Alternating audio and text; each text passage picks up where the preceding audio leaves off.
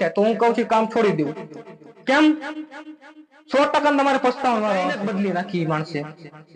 જ્યારે એ માણસે આ કાયમ બદલી હોય છે, જે આખી દુનિયા બદલવાની તાકાત ધરાવે છે. અનુભવ આપણને સમજાવે છે કે આપણે શું કરવું જોઈએ અને શું ન કરવું જોઈએ.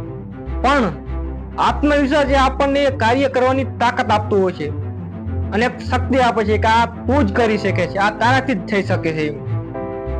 હું આજ બહુ મસ્ત પોઈન્ટ પર વાત કરવા જાઉં છું કે આત્મવિશ્વાસ શું છે અને બીજું કે આત્મવિશ્વાસથી આત્મવિશ્વાસનો જન્મ થાય છે. આત્મવિશ્વાસથી આત્મવિશ્વાસનો જન્મ થતો હોય છે. આપણા દરેક માણસની અંદર એક મેજિક હોય છે જે આખી દુનિયા બદલવાની તાકાત ધરાવે છે. હવે જરૂરી એ છે કે ઓળખવું કેવી રીતે. મેજિક બધાની અંદર છે, મારી અંદર, તમારી અંદર. એ મેજિક છે શું વસ્તુ છે કે જે બધાથી અલગ પડે છે અને એનાથી એક પોતાની આગવી ઓળખ ઊભી થતી હોય છે. આપણે બધા માણસની અંદર ક્યાંક ને ક્યાંક ખૂબી તો હોય છે ને. આજે ભગવાને કોઈ પણ માણસને બધાને એક મોટું લક્ષ્ય લઈને બનાવ્યા છે, કોઈ ખાસ કાર્ય માટે બનાવેલા છે. બધા અંદર એક અલગ આવડત, એક મેજિક મીજેલું છે. આપણે એને ઓળખવાનું છે, અંદર શું છે આપણી અંદર. હવે એ કઈ રીતે બહાર પડ્યું? ઘણા માણસોને એ જ નથી ખબર હતી કે મારી અંદર આવડત શું છે, આને કેવી રીતે બહાર લાવી, શું કરવું જોઈએ મારે. એક મસ્ત ઉદાહરણ આપું કે જેને બધા ઓળખતા હોય, મોહનદાસ કરમચંદ ગાંધી. આપણે બધા જાણીએ છીએ કે એ વકીલાતની નાની મોટી નોકરી કરતા. હવે એમને એવું લાગ્યું એક સમય કે આપણે તો ઘણી બધું છે એમની કહાણી, તો પણ આપણે ટૂંકમાં લઈ કે મારો જન્મ આખું હું નાની મોટી નોકરી કરવા માટે થયો છે નહીં. જ્યારે પોતાની અંદર ને આવડતને સમજવા લાગે માણસો કે મારા અંદર તો ઘણું બધું છે. એ જ્યારે પોતાની અંદર જે આવડત સમજ્યા પછી મોહનદાસ કરમચંદ ગાંધી મહાત્મા ગાંધી બની ગયા. આપણે બધા જાણવી જોઈએ ને. હવે એ એક વ્યક્તિ નથી બદલ્યો, આખી દુનિયાને બદલાઈ નાખી. આવા તો ઘણા બધા આપણા સામે પાત્ર છે કે જેને આપણે ઉદાહરણ લેતા હોઈએ છીએ. મતલબ કે બધા માણસ અંદર એવું કઈક તત્વ છે કે જે આખી દુનિયા બદલવાની તાકાત ધરાવે છે. બીજું છે કે આપણે જાણીતો હીરો રજનીકાંત, જે બસ કંડક્ટરમાં ટિકિટ કાપવાનું કામ કરતા. બહુ લાંબા સમય હાલો એમને વિચાર આવ્યો કે મારી જિંદગી શું એટલા માટે છે, આખી જિંદગી આ નોકર બનીને બસોમાં ભટકવું, ટિકિટો કાપી નહીં. જ્યારે પોતાની અંદર આવડતને સમજે કે મારા જન્મ શું આ વસ્તુ કરવા માટે થયો છે. અને અત્યારે આપણે જાણ્યું છે કે સિનેમા જગતનું એમનું બહુ મોટું નામ છે. માત્ર એક વ્યક્તિમાં પરિવર્તન નથી આવ્યું, પણ આખી કાયનાત બદલી નાખી માણસે. જ્યારે એ માણસે આ કાયનાત બદલી, પરિવર્તન આવ્યું, એનાથી બીજા લોકોને પણ ઘણાને આત્મવિશ્વાસ જાગ્યો કે જો આ એક બસ કંડક્ટર આ વસ્તુ કરી શકતો હોય તો આપણે પણ 100% કરી દઈશું. અને એ પછી તો ઘણા બધા નાના મોટા હીરા આવ્યા છે. અત્યારે તો સિનેમામાં ઘણા બધા નાના મોટા હીરા છે, તમે બધા જાણતા જ સારી રીતે ને. પણ ટૂંકમાં કે આત્મવિશ્વાસથી આત્મવિશ્વાસ જન્મતો હોય છે બીજા માણસથી કે આ કરી શકે છે તો હું કેમ ન કરી શકું, મારાથી પણ આ થઈ શકે ને, કેમ ન થઈ શકે. પણ જરૂરી છે કે એ જાણવું પડે મારે શું કરવાનું છે, મને હું શા માટે બનાવ્યો છું, મારી અંદર આવડત શું છે એ મને ખબર હોવી જોઈએ. ત્યારે આપણે એના પર કાર્ય કરી શકીએ છીએ.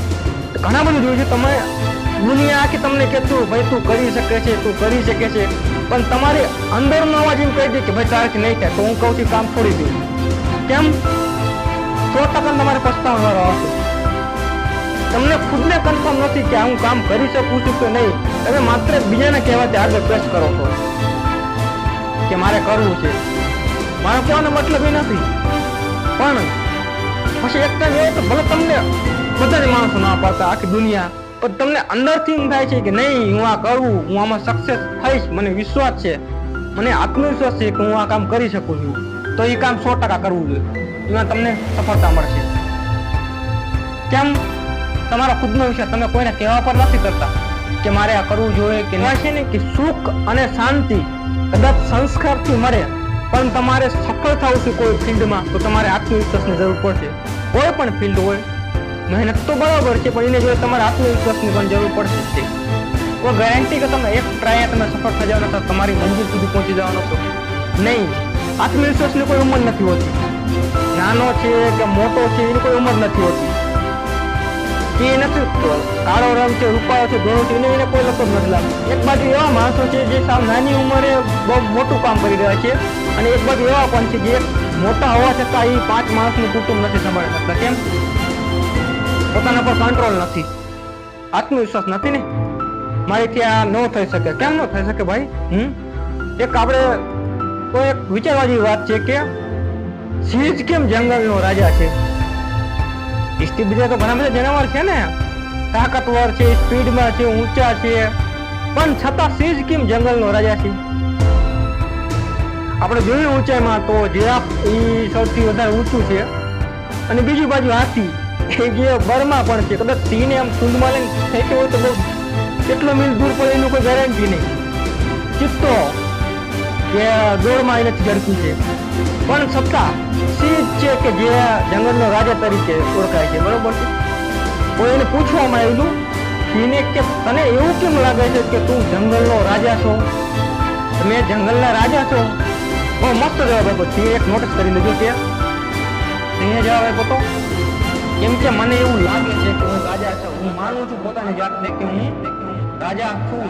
અને એની એક અદા, એક એટીટ્યુડ, એની હાલવાની જટા તમે જો, પોતે કન્ફર્મ કરે હું રાજા છું, હું એને વિશ્વાસ છે હું છું, હું કરી શકું છું આ વસ્તુ.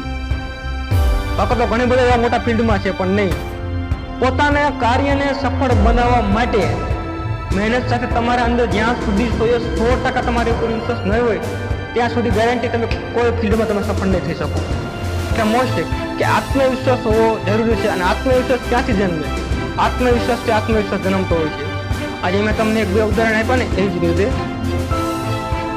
અને બીજું કે જે મેદાનમાં હારેલો માણસ એક સમય જીતી શકે છે, પણ જે મનથી હારી જાય તેનો કોઈ ચાન્સ નથી જીતવાનો.